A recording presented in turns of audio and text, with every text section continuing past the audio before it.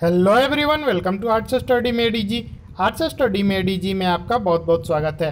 Today we are starting chapter 4 of political science of class 6, that is key elements of a democratic government. तो इससे पिछले chapter में हम लोगों ने डेमोक्रेसी के बारे में पढ़ा था, तो आज हम लोग देखेंगे कि डेमोक्रेसी का महत्वपूर्ण तत्व क्या क्या है, यानी कि की एलिमेंट्स क्या क्या है डेमोक्रेसी का, यानी कि डेमोक्रेटिक जो गवर्नमेंट होती है, जो प्रजातांत्रिक सरकार होती है, उसके महत्वपूर्ण तत्व क्या क्या सब होता है। ठीक है, तो in this chapter you will read about some of the key element that influence the working of a democratic government. तो हम लोग देखेंगे की एलिमेंट जो कि एक प्रजातांत्रिक सरकार की कार्य पद्धति, यानी कि जो उसका कार्य करने का तरीका होता है उसको इन्फ्लुएंस करता है, यानी कि उसको असर करता है। वो कौन कौन सा पॉइंट्स है? These includes people's participation, the resolution of conflict and equality and justice।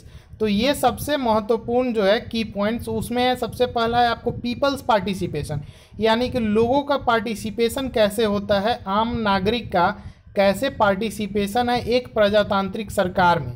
दूसरा द रिजोल्यूशन ऑफ कन्फ्लिक्ट, यानी कि अगर कोई कन्फ्लिक्ट है, कोई मतभेद है, उसको कैसे सुलझाया जा रहा है वो। एंड इक्वालिटी एंड जस्टिस, और लोगों में एकता यानी कि बराबरी, समानता और जस्टिस, लोगों के साथ न्याय कैसे हो रहा है।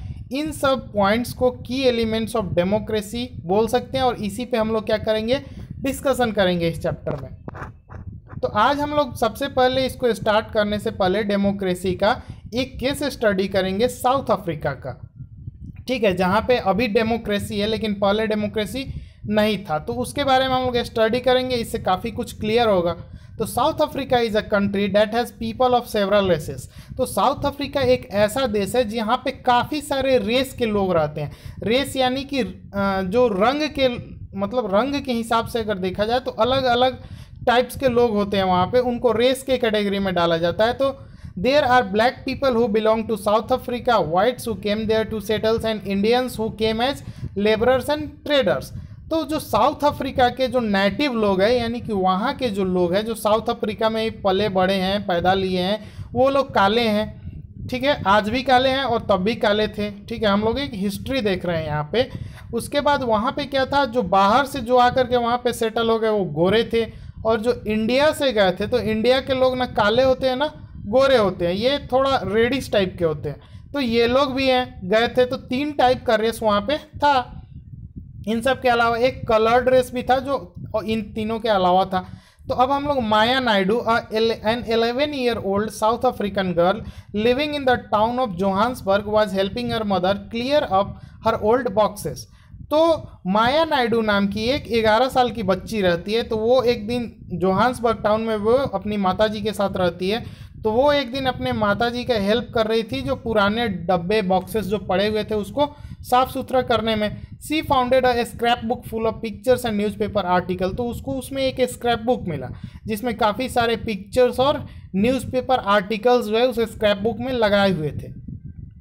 There were many pictures of a young school boy of around 15 years of age. When she asked her mother who the boy was, she was told that he was called Hector Peterson. तो उसमें जो है, जब वो scrap book को देख रही थी तो उसमें उसने देखा एक 15 साल के बच्चे का फ़ोटो लगा हुआ था, पिक्चर लगा हुआ था जो 15 साल का था। ठीक है, तो वो अपनी माताजी से पूछती है, कौन, माया नायडू, कि ये कौन है। तो उसकी माताजी बताती है कि ये हेक्टर पीटरसन नाम का बच्चा है।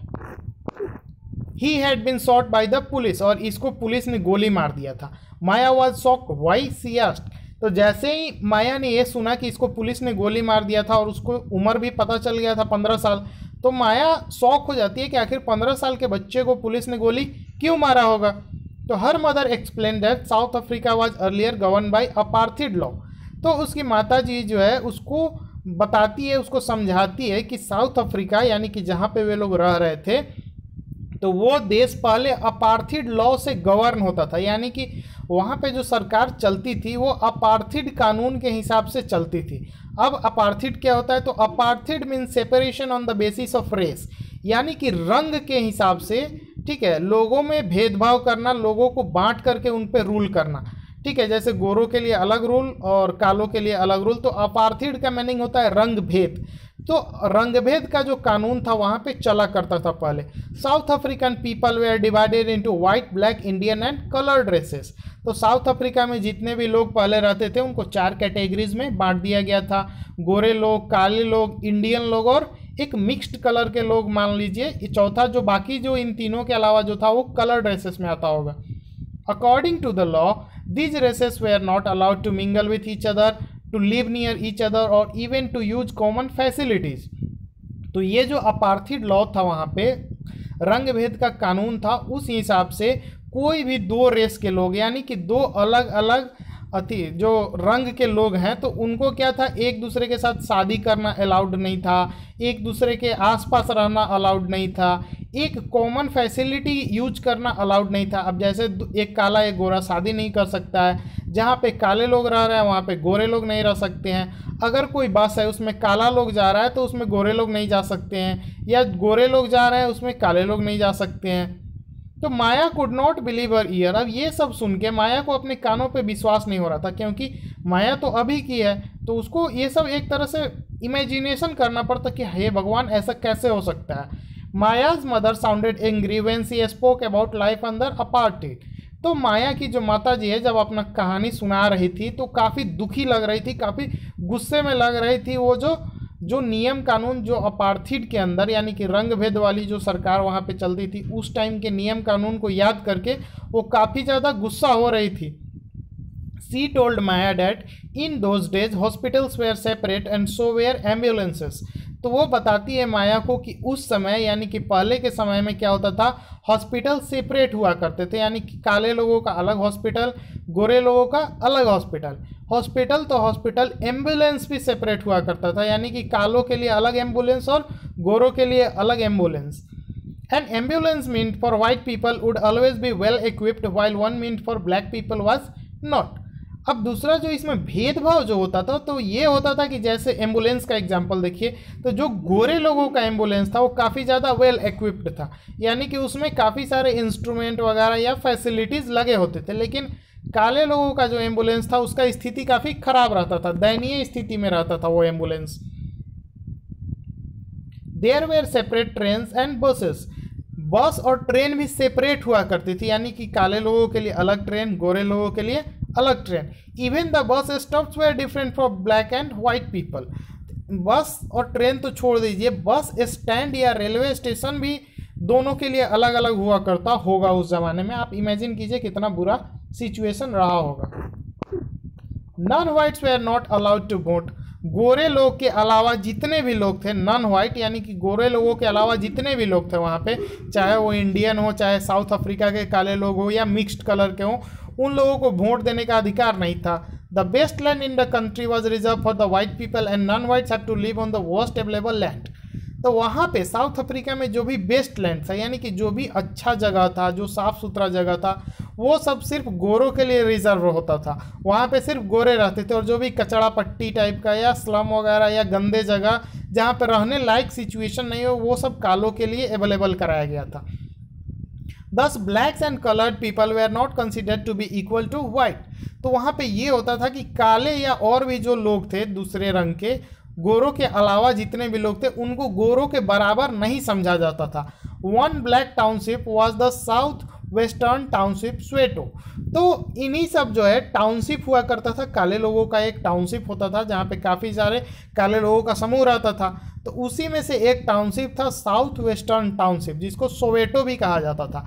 तो Hector Peterson lived here and he and his classmate joined the protest against learning the Afrikaans language in school.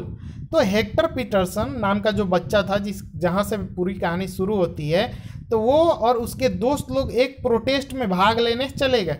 वो प्रोटेस्ट हो रहा था साउथ अफ्रीका के स्कूल में अफ्रीकन लैंग्वेज के पढ़ाई को लेकर के। This was the language that the white spoke. तो वहाँ पे जो गोरे लोग आकर के बस गए थे साउथ अफ्रीका में, तो वे लोग अफ्रीकन बोलते थे। Hector and other school students were being forced to learn this language but they wanted to learn their own language Zulu. तो हेक्टर पीटरसन और उसके जो दोस्त लोग थे वो लोग चाहते थे कि ये क्या हो, जूलू लैंग्वेज में पढ़ाई हो। जूलू जो उनका मातृभाषा था, जो उनका लोकल लैंग्वेज था, वे लोग चाहते थे कि जुलूम में पढ़ाई हो, लेकिन जो वाइट पीपल थे वे लोग चाहते थे कि अफ्रीकन में पढ़ाई हो। और इसी को लेकर के वहाँ पे रैली निकला था, प्रोटेस्ट हो रहा था, लोग विरोध कर रहे थे सड़कों पे उतर के।